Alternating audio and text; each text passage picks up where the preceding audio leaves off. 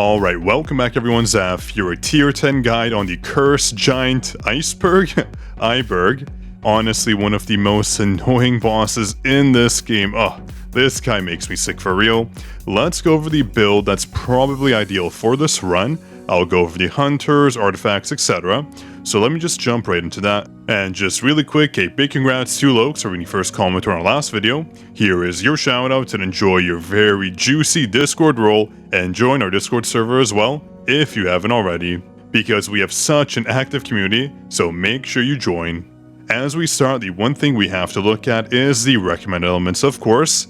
This boss here is weak to light and also fire, so that should be our focus. For weapons, honestly, I just want the fire route, but there is a lot of options, thankfully, since we do have a few choices in this elemental type. What you can run, if you're free to play, for example, is something like the bow. The bow is a fantastic DPS, same with the Avarice. The Orb of Avarice is so strong.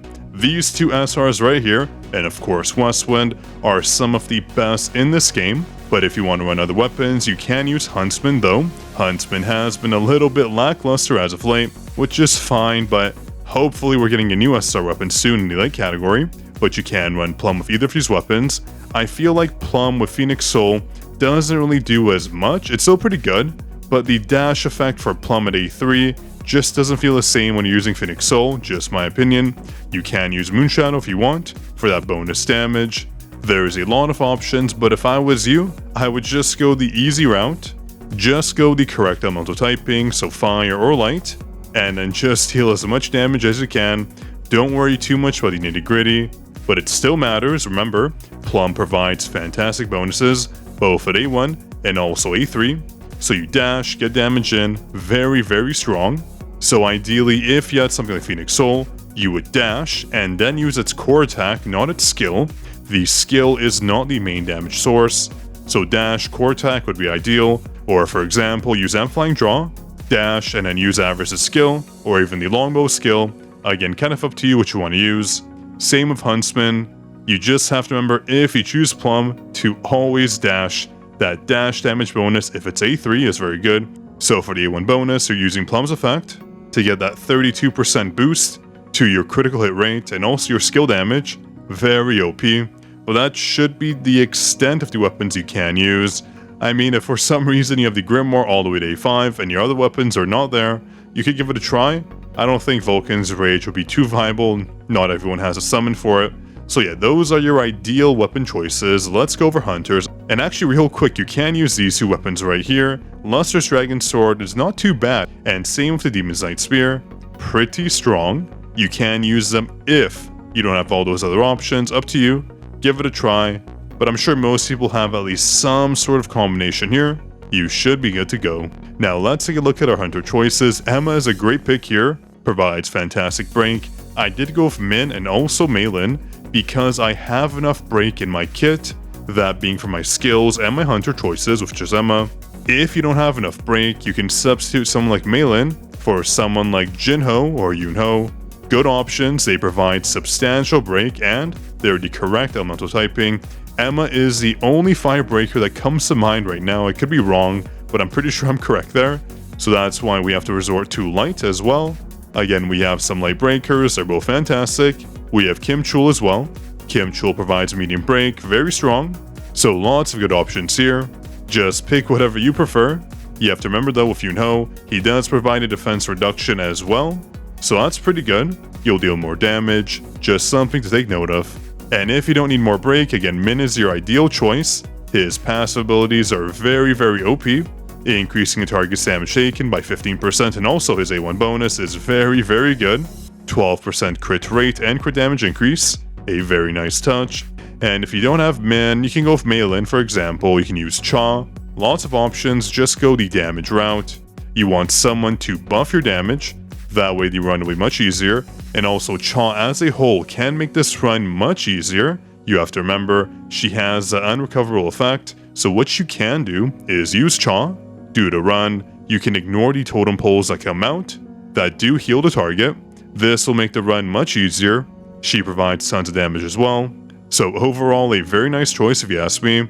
So ideally, if you have to go for one combo, I'll go with Emma. I would go with Cha, I would go with Min, since their kits just work so well for this boss battle. But again, I listed out all your other options. You can use any of the hunters I mentioned earlier. They all should be good to go, making this run much easier for you. And also for artifacts, you have a lot of choices. Obviously on Min, you want to go the Blessing route. And on Emma, you can just go Noble Sacrifice. And also this set right here, this set's pretty good. The new Sylph's Blessing set, but you probably don't have that on her, which is normal. You can just go the Greed set, super simple. And with Cha, just go all Curse. Not too important necessarily speaking. What artifacts you have on your hunters, but with Jinwoo, pretty important. Now we don't really use our ultimate here, I just have this equipped from previous battles, but what you can do is run 2 Toughness, 2 Curse, and you can run Eclipse. What you can also run is the new set here, that being, let me find it here, the Outstanding Ability set. If you find your mana is not running low, you'll get the bonus, but if it is, which it probably will be from the totems that come up, they do drain your mana, which is super annoying. You can just run the Expert set. For most of you, this battle will probably be a bit long, so you're getting a lot of autos in, getting the damage bonus. Remember, every second, you can get 1.6% to your attack, stacking up to 100 times, making the run a bit easier. But if for some reason you don't need that, you can run our usual sets. So going the straight 8 curse route, up to you. A lot of you might find that you're getting more damage bonuses from it. You have proper curse artifacts, but you don't have the expert set, so for example, you can use that. But expert is pretty good here. Other sets you can use, I mean, you could go this set here, the executioner. Again, kind of depends on what you have, but ideally expert or just full curse. And if you're running expert, just do 2 toughness, 2 curse, that's the way to go. And shadows, of course, very standard. Just go Icarus or Blades, and then use Iron, and also the new Shadow Serbi. This will give you the best damage passive, so you have to remember 5% damage here, and I think a 12% defense reduction here. Very, very OP. That being their passive skills, don't forget. And then for Blessing Stone, super standard. I use Reawakening, good CDR, love using my skill, so I have that on. You don't necessarily have to. You can run Sharp Perception, you can run something like Assassin's Proficiency, a lot of options. I feel like Pulverize is a must, you have to break. Same with Weakness Detection, pretty good for this run, since we're running the right elemental type. Double-Edged Sword is another fantastic option as well. 16% attack, you know that's OP. And if you don't have those, you can run Mana Rampage, provides a flat damage bonus, but the mana might be an issue for this run. The totem comes up, draining your mana, and you're already using 12% more mana, so not ideal, but again, just another option. And as usual, Boss Slayer works out well, same with Bloodlust. These are all fantastic options, and if you're dying, of course, just use Daily Quest Completion, no shame there. If you beat it, you beat it. If Jinwoo managed to use it, we can too, so don't worry too much about that. So that should be everything covered besides skills. For skills, pretty standard. You can run either of these right here. On mine, I prefer Decimation, providing us that critical damage bonus. I mean, you can run this one as well, but it doesn't provide us the same bonus, but still provides us the almighty break damage, so I will take that. But this one's ideal. And then for your other skill, you can run a few options. You can run Earth Shock. It's a light element with heavy break, and also boost your crit damage by 30%, not too bad. You can go with Wildfire as well, providing heavy break, pretty good. But I love this right here. Oh, the crit damage bonus, always OP. And then you have Pummel as well. This one's pretty decent. Same with Persecution. These are all options you can run. You just want as much break as possible. That way you're dealing tons of damage once your target is broken ASAP. So yeah, that should be it for skills, Blessing Stones, Hunter options, shadows, artifacts. We should be good to go there. So let's hop in, I'll show you some battle examples. That way you know exactly what to do.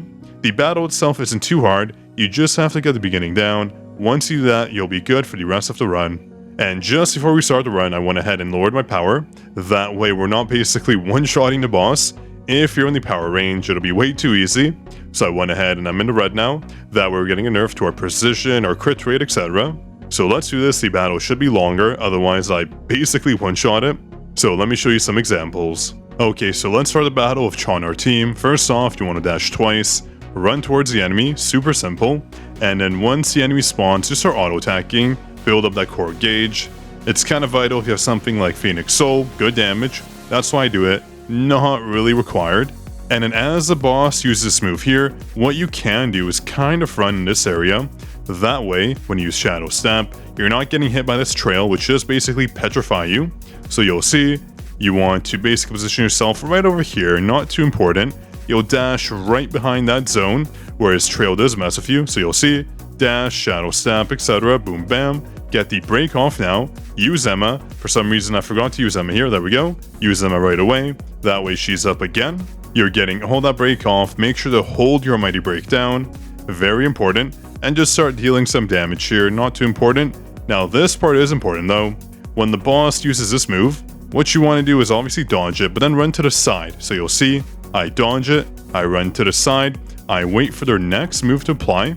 And you'll see once they jump back and do that AoE move, you want to use your Shadow Step now. That way you're basically dodging it, making this run very, very simple. And then deal damage, break, use your shadows. I believe I missed one of my skills here. It should have been broken, the target. That's okay, not a big deal. So we're just breaking, waiting for Emma to come up, for example, or our Q. And now the target should be broken. There we go. And we're dealing as much damage as possible. You want to use Chomp It later when the target is broken. That way your effect comes into play. The unrecoverable state, you'll see. Hopefully I don't kill it here. Good, we don't kill it. And now you'll see he's trying to heal, but nothing happens. So that's why Chomp is very good for this run.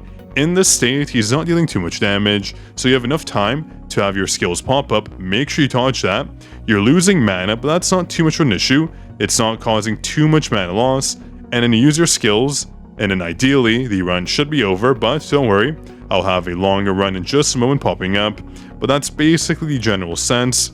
You're just dodging the initial moves, breaking, and then avoiding the totems using Chomp for the unrecoverable state. And then dealing damage because the target is basically hard stuck right here. He doesn't have too many moves he can use. That is in the beginning phase, so very simple battle. But if you're having a tougher time, you don't have the damage you need, let's go over a second battle option. So here's that battle. We're running Min, we're running Emma, and we're running Malin. This run is probably more indicative of what you have based on your hunters. At least the hunters has the highest power, I'm assuming. Anyways, so we jump in, do the same trick, making sure to Shadow Step behind this line, super annoying otherwise. So boom, we're safe. Use our E, beautiful, charging it all the way up. Use our Q, Emma as well. Tons of break being applied. That's what you want to see. So one more rotation, and same trick that I mentioned earlier, dodge these, run to the side, wait for the Shadow Step, and boom, making the run much, much easier. And we're going to break here. Super simple. Use your shadows now. Use your hunters, get the effects off. Use Phoenix Soul, use whatever weapons you have. Get that damage stacking on, and as you can see, the target almost died. Now here I don't have Chomp, so I have to go for the totem. Super annoying. And you want to make sure you're dodging the enemy's attack. It should come up here, and they did a circle move as well. Just dodge all of those. Make sure to do that. And I do want to mention, once you break this totem here, the HP recovery one, what you can do is super simple. Just dodge the next move the enemy makes, Shadow Step, and then just deal tons of damage. I know, I'm making it sound simple when it's really not that simple, but here, we dodge, deal damage, use our skills, and he's basically done for. So that's the ideal scenario. Otherwise, you have to basically keep dodging, apply your skills, deal damage, use your hunters, whatever it takes, but the initial phase is basically the only hard phase. Otherwise, this battle is fairly straightforward, I want to say. Not too difficult. It's just in the beginning. You want to get the right makeup to your hunter, skills, etc. Otherwise, you'll have a very tough time. So that's it for the build guide. Hope you enjoyed. If you did, drop a like. Be sure to subscribe to the channel. That is if you want more content like this. And if you have any tips or concerns, drop them in the comments below. This was Zaf signing out.